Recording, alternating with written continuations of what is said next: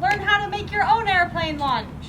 For our paper airplane launcher, we will need a couple of different rubber bands for experimenting with, a piece of paper or 5 for making different airplanes, and if you have them, these little round hole protectors. You'll also need a hole punch if you have one, otherwise you can just punch through it with a craft knife or the sharp end of scissors or something like that.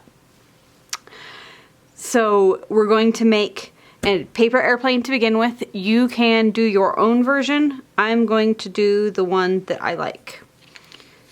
It's really important when making these paper airplanes to do your best possible job of getting all of your edges lined up.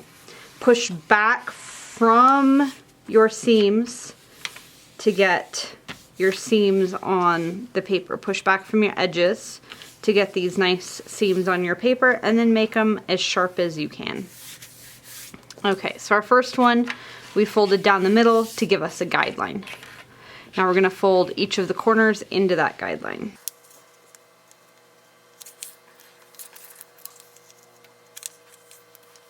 The more exact you can be, the nicer your plane will be, but if you can't be exact, do your best. Now we're going to fold this top triangle down, making sure this point right here lies on your guideline. We're going to fold each of these sides in to the same center point. This is where there's some room for experimentation. You can make it higher, you can make it lower. That will change the way your airplane flies. But the two of them should go to the same corner.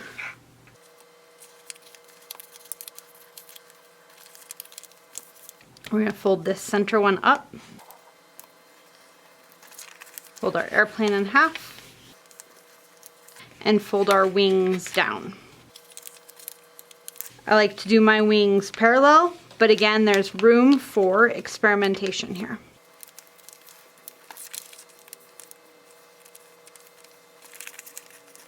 Now we are going to take our hole punch. Well, first we're going to fly our plane.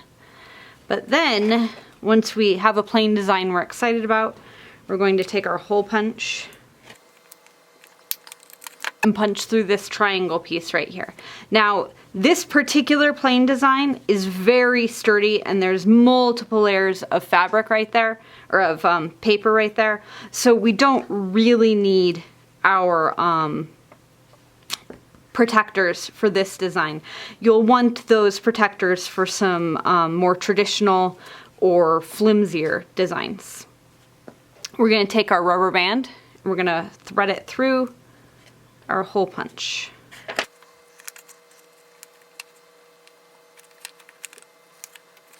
We have an airplane that's ready to fly.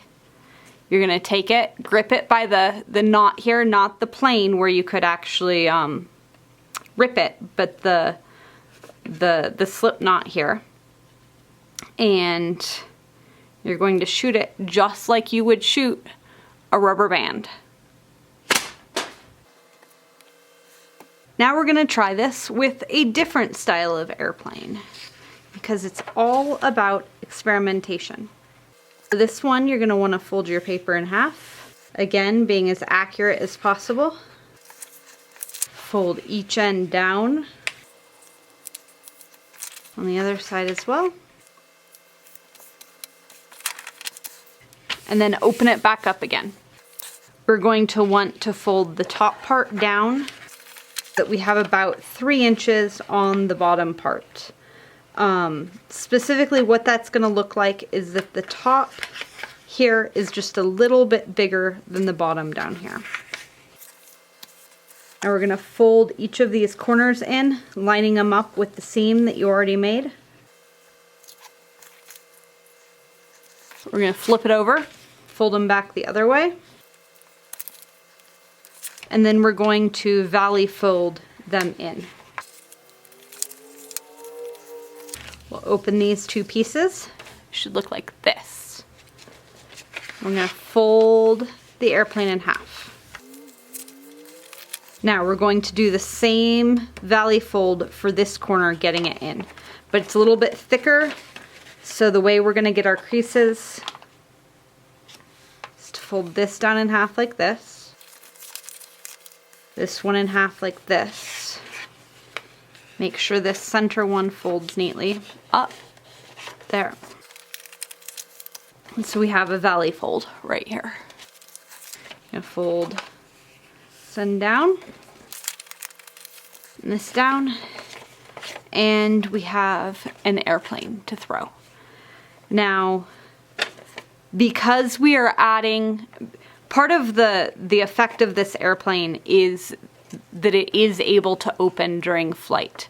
So when we're adding our rubber band, we're not going to want to inhibit its ability to open in flight. If we were to put our rubber band up towards the top here, then we wouldn't have the same effect. So we want to put our rubber band down here. You'll note that the paper is a little bit thicker here from our multiple folds. And in order to really let it open again, we're going to go ahead and crease this bottom bit, so while it's forced to stay closed, the rest of the airplane can still open. It doesn't have to be a great or a perfect crease there. We're just allowing this part to stay pinched closed while the rest of the airplane opens. So just play with it until that's a possibility for you. And then we'll go ahead and hole punch this corner right here. If you need to put some reinforcement around there or some tape on it, go ahead. I haven't found the need to because there's enough thickness of paper there to work. And we'll go ahead and push our rubber band through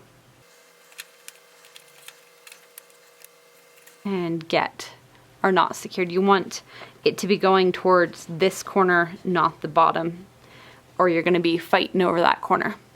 And then go ahead and try it out.